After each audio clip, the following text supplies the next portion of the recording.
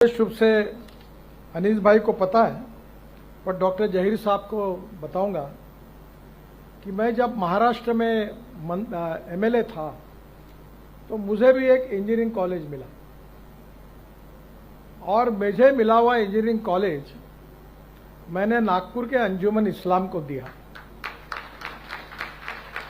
तो मुझे पूछा कि इनको क्यों दिया, तो मैंने कहा हमारे समाज में सबसे ज्यादा आवश्यकता कही है शिक्षा की तो मुस्लिम समाज में है।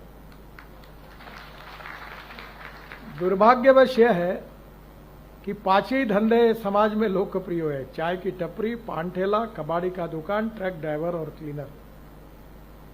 पर हमारे समाज में से अगर इंजीनियर, डॉक्टर, वकील, आईएएस, आईपीएस ऑफिसर बनेंगे तो ही समाज का विकास होगा। और इसलिए हम मस्जिद में एक बार नहीं 100 बार नमाज पढ़े, पर विज्ञान और तंत्र विज्ञान को अगर हम आत्मसात नहीं करेंगे तो हमारा भविष्य क्या होगा।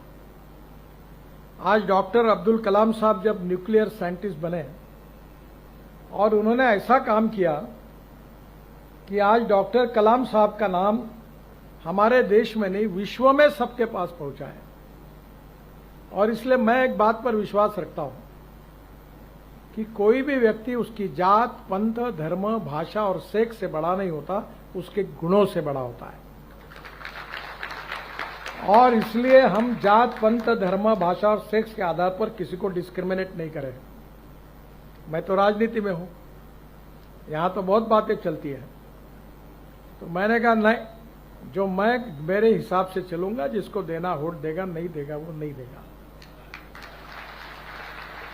बहुत जाति वाले लोग मुझे मिलने के लिए आते हैं, तो मैंने उनको सबको मिलकर 50,000 लोगों में कह दिया, जो करेगा जात की बात उसको कस के मारूंगा लात।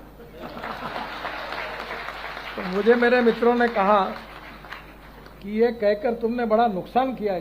मैंने जो होगा सो होगा, अगर चुनाव जीतता नहीं तो आदमी मरता थोड़ी है, मंत्री नहीं हुआ तो। पर मैं अपने उसूलों के साथ इस पर कायम रहूंगा और व्यक्तिगत जीवन में उसका आचरण करूंगा।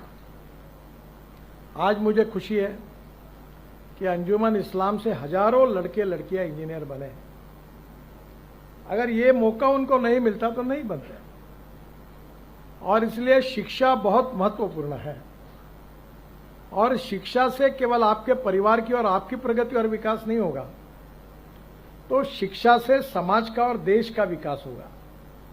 नॉलेज ये पावर है, और ये जो पावर है ये आत्मसात करना अलग अलग क्षेत्र में आपका बहुत महत्वपूर्ण मिशन है।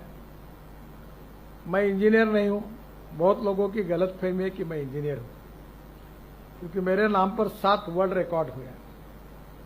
अब मुझे 12वीं डिलीट मिली है, 12 डॉक्टरेट्स मिली है, पर वो डॉक्टरेट मैं उतना विद्वान नहीं हूं। अभी तक मैं डॉक्टर नाम नहीं लगा था, क्योंकि मेरी कहानी ऐसी हुई कि प्रोफेशनल कॉलेज में 50% के ऊपर मार्क चाहिए, तो 75 में इमरजेंसी लग गई।